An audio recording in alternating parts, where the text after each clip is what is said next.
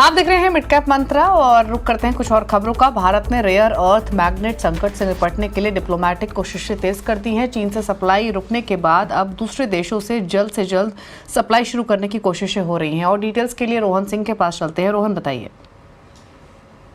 जी, इस वक्त जो स्थिति है इसमें भारत ने अपने सभी जो डिप्लोमेटिक चैनल्स हैं वो सक्रिय कर दिए हैं, चाहे वो बीजिंग हो, क्योंकि सच्चाई ये है कि 4 अप्रैल के बाद से अब तक भारत का एक भी एप्लीकेशन जो है वो अप्रूव नहीं किया गया है रेयर अर्थ इंपोर्ट के लिए। और अभी जो कोशिशें की जा रही हैं, सबसे पहले बीजिंग में जो भारतीय दूतावास है वो कोशिश कर रहा है कि जो भारतीय प्रतिनिधिमंडल जो जाने वाला है, हालांकि उसकी तारीख तय नहीं हुई है, उसकी मुलाकात हो सके जो चीन का वाणिज्य विभाग है वहाँ पे, और इस मुद्दे का समाधान खोजने की कोशिश की जा सके। लेकिन इसके साथ ही कुछ और देशों से सप्लाई चेन को बनाया जा सके, जिनमें से कि वियतनाम, इंडोनेशिया, अमेरिका, रूस और जापान जैसे देशों का नाम प्रमुखता से है जहां कोशिश की जा रही है। इनमें भी वियतनाम और इंडोनेशिया में खासतौर पर जल्दी सप्लाई चेन बनाया जा सकता है, इस बात की पूरी संभावना है।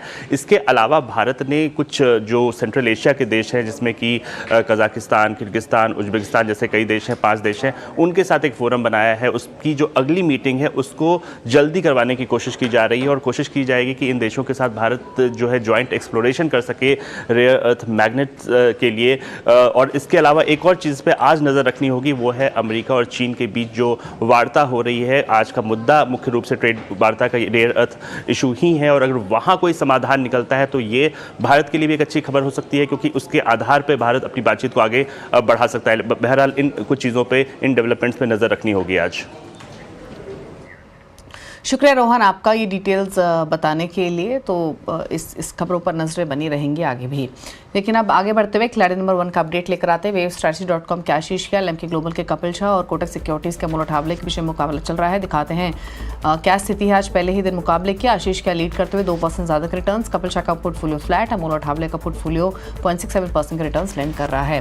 तो ये रहा पूरा अपडेट खिलाड़ी नंबर 1 का। इसके बाद अगले शो में आप देखिए न्यूयॉर्क कंपनी, जहां हम बातचीत करेंगे जेके लक्ष्मी सीमेंट के प्रेसिडेंट और डायरेक्टर अरुण शुक्ला से। एक ब्रेक के बाद आशीष मौजूद रहेंगे इस कॉन्वर्सेशन को करने के लिए। लेकिन आपको बता दें, मनी कंट्रोल ने अपनी अल्ट्रा प्रीमियम ऑफरिंग के तहत money control super pro your investment super power launch कर दिया है। इसके तहत सेबी रजिस्टर्ड एनालिस्ट निवेशकों को निवेश की बेहतरीन सलाह देंगे। आइए हम आपको सुनाते हैं मनी कंट्रोल सुपर प्रो के लॉन्च के मौके पर सीएनबीसी आवाज के मैनेजिंग एडिटर अनित सिंघल की रजिस्टर्ड रिसर्च एनालिस्ट के प्रो पैनल से बातचीत के कुछ अंश।